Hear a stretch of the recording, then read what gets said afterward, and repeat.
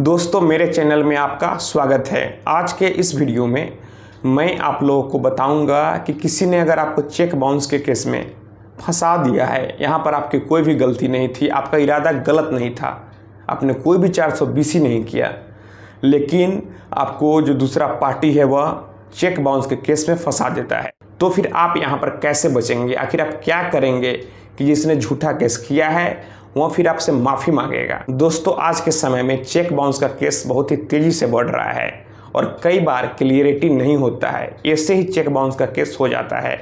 यहाँ पर cheque bounce का केस करना आसान होता है, यही कारण है कि दोनों पार्टी आपस में बात सही से नहीं करते हैं, आपस में जो कम्युनिकेशन होता है वह क्लियर नहीं होता है और फिर वह बिना बात किए हुए सीधे कोर्ट में चेक बाउंस का केस कर देते हैं और यहाँ पर पीड़ित जो है वह परेशान होता है, जिसके ऊपर झूठा केस कराया जाता है वह परेशान होता है और जो चेक बाउंस का केस होता है वह क्रिमिनल केस का श्रेणी में आता है। जी हाँ, कई लोग सोचते हैं कि जो चेक बाउंस का केस होता है वह सिविल केस है, लेकिन नहीं, जो चेक बाउंस का केस होता है वह क्रिमिनल केस के श्रेणी में आता है और यही कारण है कि जिसके ऊपर केस कराया जाता है वह परेशानियों में फंस जाता है, उसे समझ नहीं आता है कि आखिर वह करे तो क्या करे। देखिए, अगर चेक बाउंस का केस या फिर कोई भी केस किसी के ऊपर करा दिया गया है, लेकिन हम उस व्यक्ति को दोषी नहीं कह सकते हैं। जी हाँ, हमारे कानून के अनुसार केवल केस होने से कोई व्यक्ति दोषी नहीं होता, जब तक कि कोर्ट उसे दोषी न मान ले हम उस व्यक्ति को दोषी नहीं कहेंगे।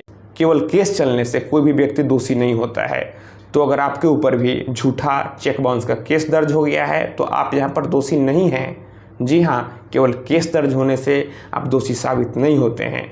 तो अगर आपके ऊपर झूठा चेक बाउंस का केस हो गया है तो आप घबराए नहीं, अगर आपका इंटेंशन सही था।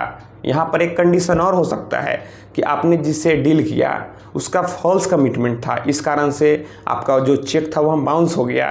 तो फिर आप कल को यहाँ कोर्ट में स्पष्ट कर सकते हैं कि आपका बगल वाला जो पार्टी था उसका फॉल्स कमिटमेंट था, इसीलिए आपने पेमेंट क्लियर नहीं किया, तो आप यहाँ पर बच सकते हैं।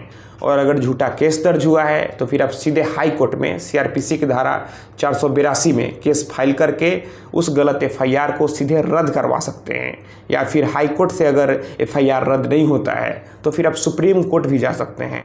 तो दोस्तों अगर आप चेक बाउंस के केस में फंस गए हैं तो आपको पहले यहाँ कोर्ट पर क्लियर करना होगा कि आखिर कारण क्या था कि आपने पेमेंट नहीं किया। कई बार आपके अकाउंट में भी पैसा नहीं होता है जिस कारण से चेक बाउंस हो जाता है, और कई बार जो दूसरा पार्टी होता है वह बिना नोटिस दिए हुए भी आपके खिलाफ कोर्ट में केस कर देता है, तो फिर यहाँ पर केस जो है रिजेक्ट भी हो सकता है, क्योंकि बिना लीगल नोटिस दिए हुए, पार्टी को बिना सूचित किए हुए आप सीधे कोर्ट में केस कभी फाइल नहीं कर सकते हैं, यह गलत है। तो दोस्तों मैं आशा करता हूँ आपको ये वीडियो पसंद आई होगी। अगर आपके मन में और कोई सवाल है तो फिर आप हमें नीचे कमेंट बॉक्स में कमेंट कर सकते हैं। अगर आप हमसे सीधे बात करना चाहते हैं तो फिर आप हमें इंस्टाग्राम पर फॉलो कर लें। मेरा इंस्टाग्राम पर यूज़र नेम है प्रीतेश1584। तो दोस्तों आप इस वीडियो को अधिक से अधिक अपने दोस्तों और रिश्तेदारों में भी ज़रूर शेयर करें। हम लोग मिलते हैं अगले वीडियो में एक नए टॉपिक के साथ। तब तक आप अपना और अपने परिवार का ख्याल रखें।